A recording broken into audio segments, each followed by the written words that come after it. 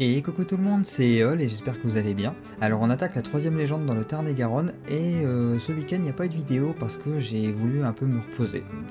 Voilà, pas de vidéo, pas de montage, mettre tout ça un peu de côté, le temps d'un ou deux jours.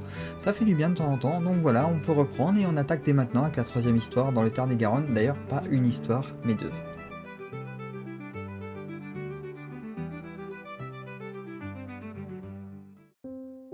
Cette histoire est assez particulière car elle se déroule en deux parties, et c'est donc bien deux légendes distinctes, liées vraisemblablement l'une à l'autre.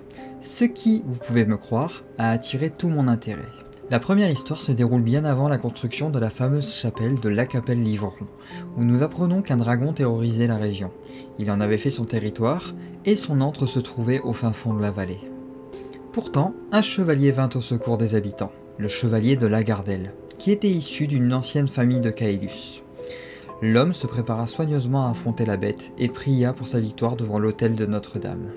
Après un intense combat, l'homme finit par en sortir victorieux, ce qui délivra la région. Les habitants furent donc bien décidés à construire une chapelle, la fameuse chapelle de Lacapelle-Livron. Fait historique, il y avait bien une famille de Lagardelle à Caélus jusqu'en 1868. Le chevalier aurait potentiellement pu être un templier.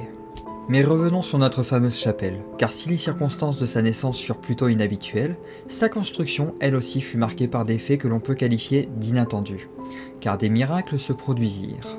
Les habitants avaient voulu initialement construire la chapelle sur une hauteur qui dominait le vallon, et c'est ainsi que la construction commença. Les travaux avançaient dans la journée, mais une fois le lendemain, il n'y avait plus aucune trace de la future chapelle à l'emplacement prévu. Car durant la nuit, on ne sait comment, toute la construction avait changé de place et s'était retrouvée dans le creux du Val, laissant les architectes et autres travailleurs quelque peu surpris. Et je dis quelque peu pour ne pas dire particulièrement très surpris, bien sûr.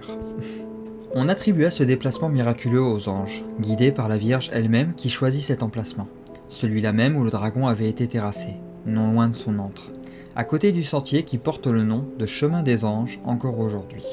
C'est ainsi que les deux légendes se rejoignent, liées par un curieux fait.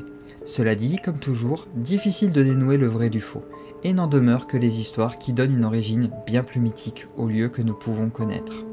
La modeste chapelle de Lacapelle-Livron fait donc partie de ces lieux, de par ses légendes, bien évidemment.